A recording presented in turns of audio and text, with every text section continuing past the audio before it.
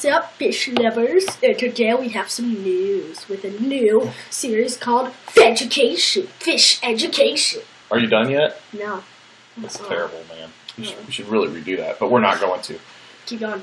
All right, folks. So in the news, we've got a crazy albino shark that washed on shore from Australia. So we'll start out with that. It's crazy to look at. So if you go to grindtv.com, you'll find a news article about this great white that washed on shore. We will leave a link down there, right in that description box. So you can check that out, dude, bros. And yeah, so therefore it's really a great white. But don't you stop that video. No. Alrighty, dude, bros. So today,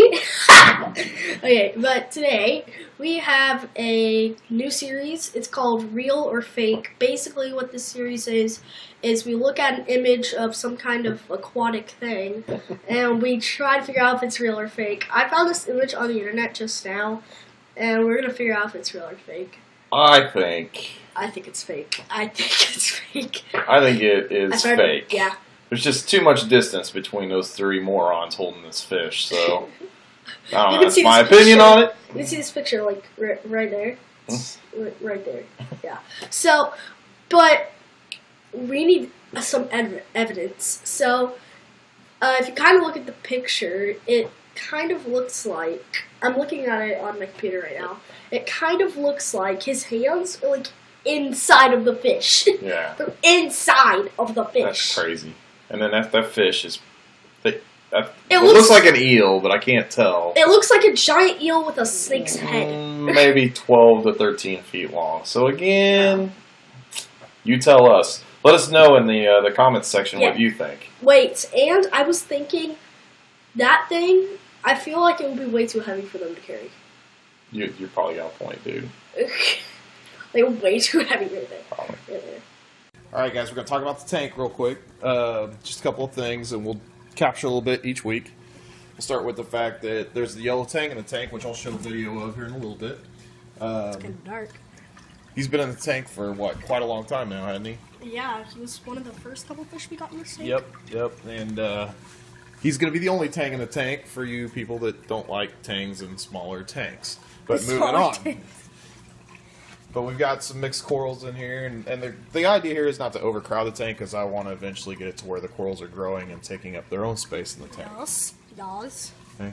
And then we'll also talk about equipment as we go in this series. So I've got the Marine Magic LED. We just have like a simple setup in here. LED dosing pump that I use to dose calcium, alkalinity, and trace elements into the aquarium. So I've had that for quite a while. It's done well for me, and hopefully you'll get to see more of this as we get into this series. We're going to talk about the Marine Magic dosing pump that's downstairs in the closet. It's where I keep the sump and everything for that 55-gallon. That Marine Magic, I've had it for about a year, and it doses the calcium, alkalinity, and then the trace elements into the tank.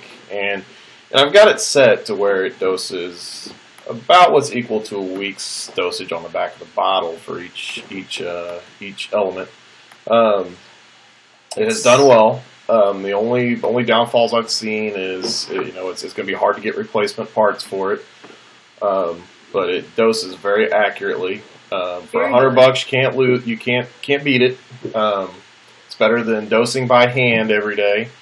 That'll get tiring. Yeah, and just all the best advice I can give you is just you're doing your testing anyway once a week or every 7 to 10 days, so you need to make sure that you're hitting your parameters, and you can make subtle adjustments to it to where you get your water in line. This is pretty good for beginners, right? Yeah, and get your parameters tight to where you want them, and you can tell by the health of your corals how they're doing, and just stick with it. It's pretty easy to set up, right?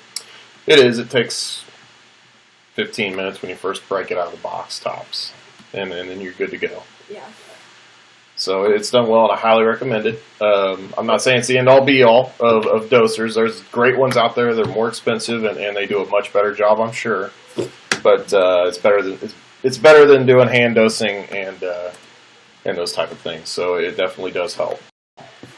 So we're going to finish off this video series by talking about some touchy subjects along the way as well, which some people believe that climate change is causing coral bleaching, and some people do, some people don't. Again, this isn't about everybody's political view. It's Donald Trump now. No Donald Trump involved.